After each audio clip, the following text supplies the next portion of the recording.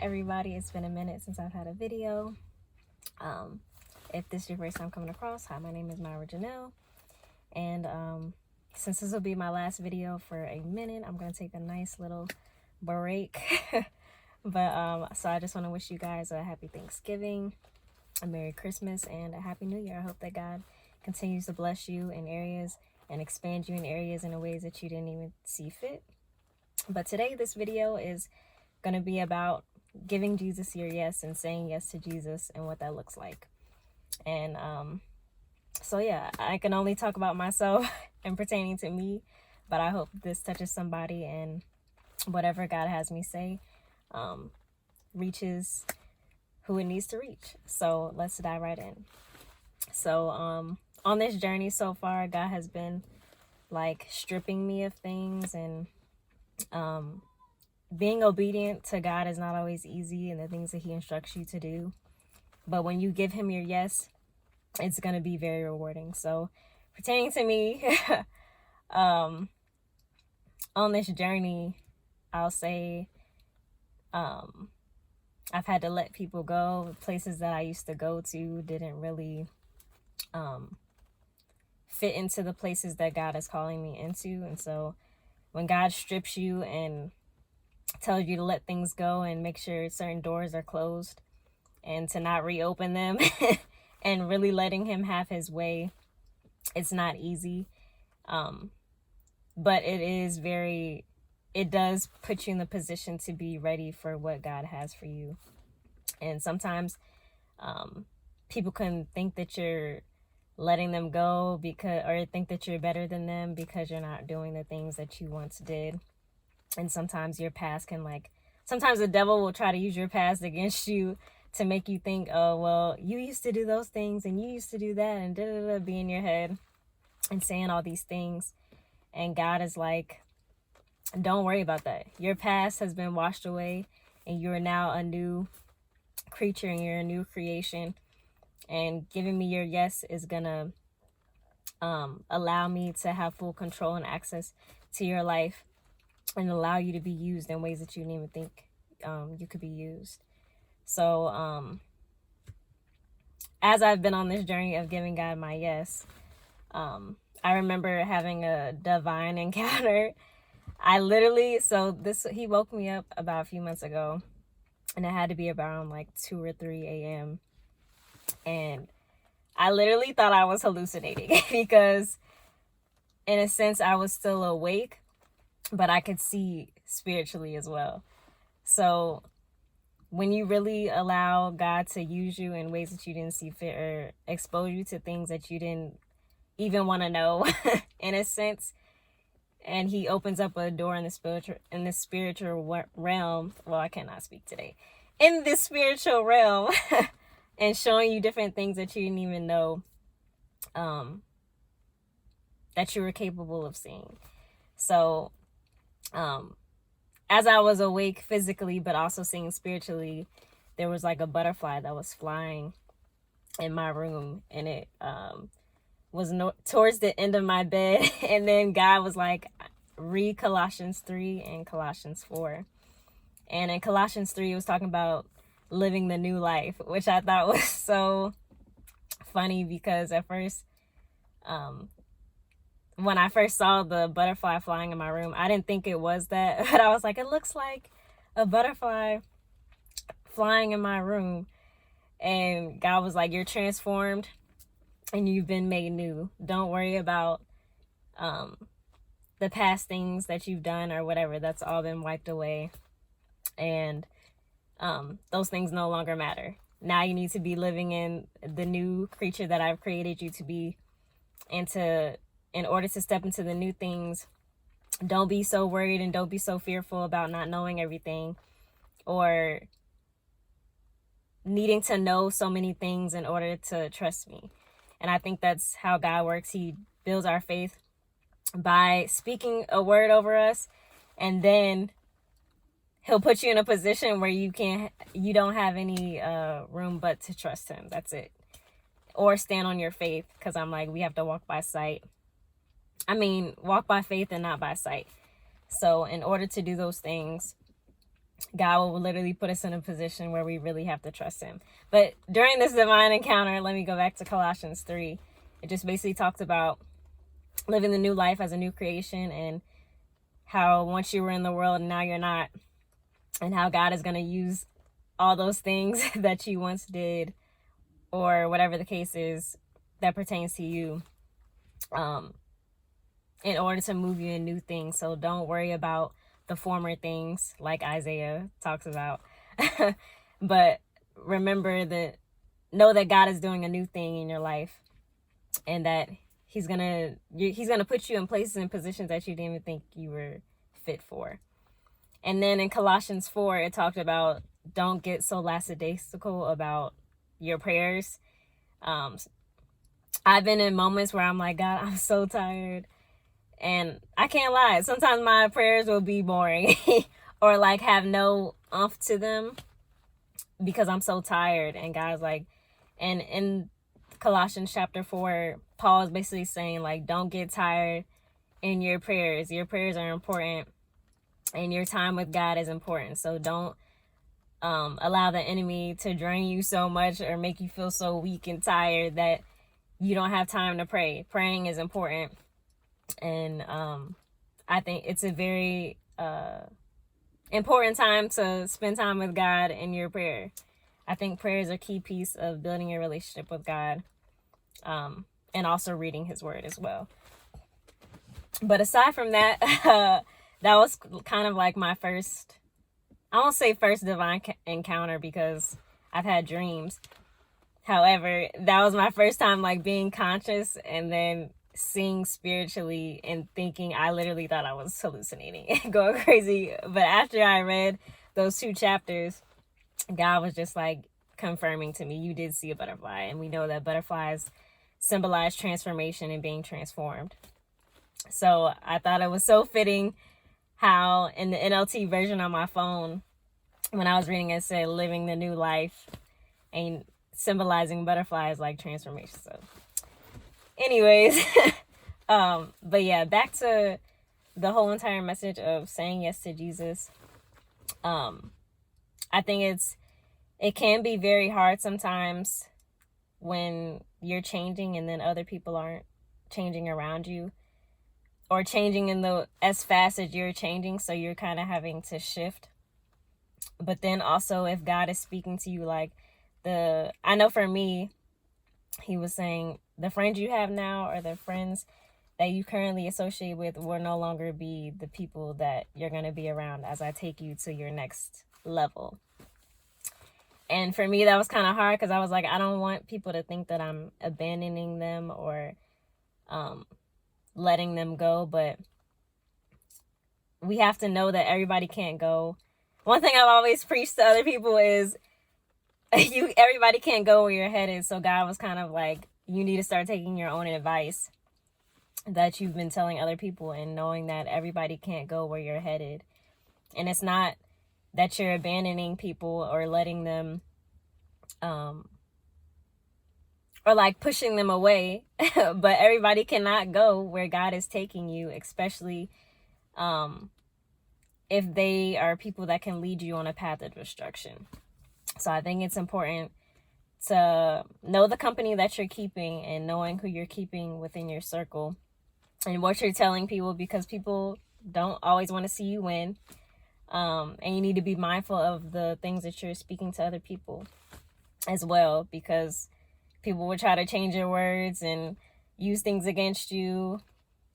And not saying that it's you're not always going to have friction or evil things trying to come against you, because once you really submit yourself to Christ, you're subjecting yourself to the enemy trying to come against you even harder and even more, because now you're a threat to the world.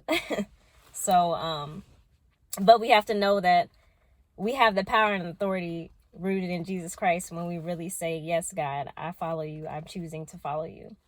And one thing he has really been pushing me to do and asking me is like, if I told you that you had to help people that once hurt you, are you capable of doing that? Or Are you capable of helping people that you know have lied on you, or whatever the case is, and still giving me your yes? Your yes to me is presenting yourself as a living sacrifice and being used, because what you have inside of you and what I've given inside of you, that I'm birthing inside of you, is to help somebody else. And I think that's the posture that we have to be in, even though it's not always easy. And it's kind of like forgiveness is a part of letting go as well.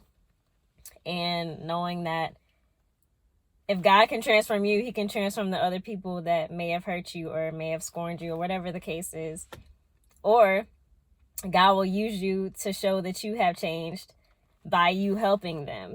So I do think it's important, when we're submitting ourselves and saying that we're fully submitted to Christ, that we are operating in that posture as well. Even though it's not always easy. Trust me, there are times where I'm like, God, you really want me to be nice to this person, and you know the things that they have done to me, or whatever the case is. But then God will like, remember when you did this to this to that person, and you did this? And now you got to be like, okay, God, I understand that I've made my mistakes too, and done things that weren't always pleasing to you, or in the way that you wanted me to convey them. So now I've kind of been more in a posture of making sure I really am practicing the things that I preach, but also being intentional with the things that I say, and how and the words that are coming out of my mouth as well. Because there's power in our tongue, and the power in the things that we say. And we have to know that we have the power. If God is good, if our mouth has that much power, and we're able to speak a thing and then it can come to pass, if it's rooted under God's will for our life, then we have to be really mindful of the things that we're speaking as well. Which brings me to my next point. Even in my journey of how this overall video is saying yes to God, my last performance, I could talk about that, how God kind of like answered my prayer, but also exposed, in a sense. So my last performance was in Virginia Beach, and what was it? And so the person over it had put Fred Hammond on a flyer, and he was supposed to perform, whatever the case is. Fred Hammond did not come, but God used me, because I was the only person in that who knew for a long amount of time that I was going to be singing. So I knew God brought me to that place for a reason. And it was an answer to prayer, because he had gave me a dream about two people that I had associated with. And he was kind of exposing how they operated. And these weren't the exact people that were there over this thing, but he was using them. The spirit was very familiar. So God was basically showing me that if I was going to continue to try to move fast, not saying I was trying to move too fast, but going down the road that I was going on, and if I were to continue to, work with people that weren't really aligning with where he was taking me, I would be on a path of destruction. So I was really glad that God exposed those things to me as well, and also kind of confirmed to me, okay, you need to close these doors, and you need to make sure that those people that you were associating once with, or they were trying to come back into your life, and God was like, no, you need to shut that door. You need to shut those doors. Who I want you to work with and who's really from me, you're gonna know. And so I was really glad about that. And then even after I performed, one of the ladies there, she was like, I'm really glad that you came here. Somebody needed what you had. So even though I did receive kind of like negative a little bit from that, God was actually answering my prayers, but also exposing and confirming the dreams that I had in regards to that performance. So I really think sometimes we can think our dreams are like, oh, this does not make sense. And in the moment, sometimes it won't make sense. But God always has a bigger picture. and a bigger way of expanding on what he's shown you so that he can save you from things. And I think it's also important, we do live in a society, where everything is like fast paced. You need to be doing this. If you're not doing this, you're not going to be on time, and da da da da. And it's just like, slow down. God is in control of my life, and I'm right where he needs me to be in this moment. And sometimes moving too fast can put you on a path of destruction. But that moment you be still and know that he is God, and you take that step back and be like, okay, God, I'm going as you move, and I'm moving at your pace. And don't allow me to get ahead of you or be too far behind you as well. And this brings me to my last point.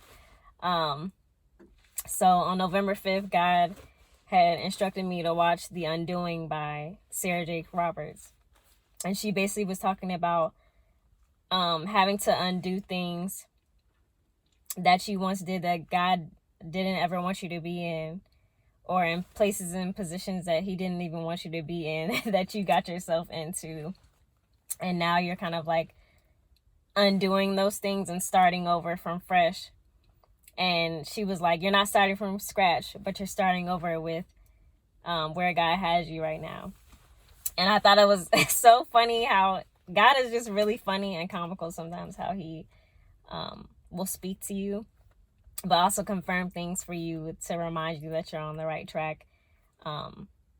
And for me now, this is my last point. This has been I won't say tricky, but it's been kind of hard for me.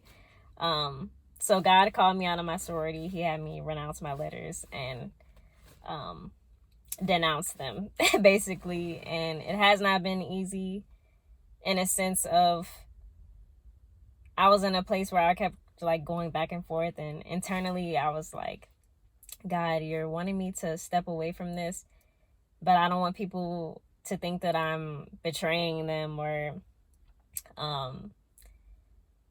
abandoning them, in a sense. And God was just like, who's in control of your life and who is over you? Your sorority is not over you. I am over you. So let that go. And God was like reminding me of how sometimes things are only for certain seasons, and you have to shift. When God shifts, it's like, no, now I gotta shift and make sure I'm in posture and ready to receive the next things that he has for me. And he also was just kind of exposing certain things that we went through in our process that was very demonic and that weren't really pleasing to him. And even before like I ended this process, like even before I started my renouncing process as well, God told me exactly who to attach on the email. And he was like, they're going to be very nice to you. Your process is going to be smooth. So don't worry about that. And even as I was going through this, my whole license plate had my sorority on it. I even had the base thing, even down to the name of my car. And God was just like, you need to remove all that. And so, as I was getting closer to ending my process and getting my paperwork done for the renouncing, I did my license plate. And at first I sent an email to the people that my car is over, right? And God was just like, just go to the place. Just go and ask, and it's going to be done. And so as I go, the first person I talked to, he was like, yeah, get somebody to help you. And before I get there, God is like, it's going to be free of charge. You're not going to have to pay anything. So keep that in mind. So the first guy that I talked to help me with my license plate, he set me up with another person. And so this guy, he took off my license plate, and we were having trouble getting the stickers off, and he was about to put it back on, and he was like, you should come back. You're not going to be able to I don't want you to break your nails. You're going to break your nails. And, you know, it's funny how the enemy, when God tells you to do something in an act of obedience, here comes the enemy with the negative things to try to talk you out of what God instructed you to do. And in that moment, God was like, you're not taking no for an answer in this moment. Like, this has to be done today. And I just kept telling the guy, I was like, I'm no longer a part of my sorority. I have to get this done today. And so the first guy that I talked to, after he was walking away and putting the things back on my car, the first guy that I originally talked to came back and was like, were you able to get it done? And he was like, I was like, the man was saying that I couldn't get my license plate removed. And he was like, let me help you. And he starts taking off the sticker. And so I get the other sticker off from what he started. And I put it on the new license plates that I had. And the guy, he comes back, he was like, oh, you just wanted to prove me wrong today, huh? And I was like, no, I had to get this done today. And so then he goes back in the place and gets a new set of tools to get the stickers off. And we end, right? He gets everything put on. He was like, I don't know how I feel about this. You just took my job to a whole nother level. And I was just like, that's God right there. I won't say what my new license plate are, but they're Bible verses.